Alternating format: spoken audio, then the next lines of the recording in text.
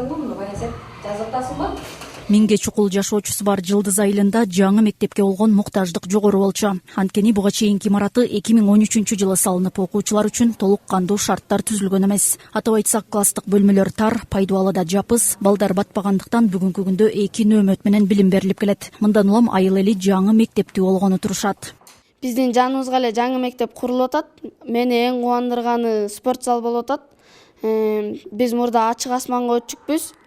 Аябай кыйналчукпуз. Эми биз спорт залдын ичинен дене тарбияны ойнойбуз, баскетбол. Жаңы 2 кабаттуу мектеп салынып атат. Бардык шарттары бар экен. Эжелер, окуучулар абдан сүйүнүп атат. Ачуушун күтүп атабыз. 5 эле класс бар. Балабыздын санына жараша жетпейт.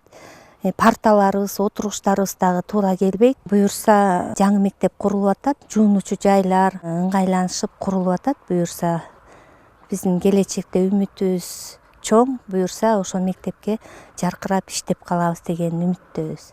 Жаңы мектеп бардык заманбап шарттар менен 225 окуучуга ылайыкталып салынып жатат. Азыр жумуштар 45-50% аяктап калды. Имарат 2 кабаттан туруп, жуунуучу, тамактануучу жайлар менен ыңгайлуу болот. Курулуш республикалык бюджеттин эсеби менен ишке ашууда. Сметная стоимость 128 миллион. Азыр спорт залда жумуш жүрүп атат, металлический каркас. Окуучулар жууна турган душтар болот. Чечине турган жери болот. Алардын үстүнөн караган инструктордун кабинети болот. А блогунун плита перекрытиясы коюлуп, кровлени башташат.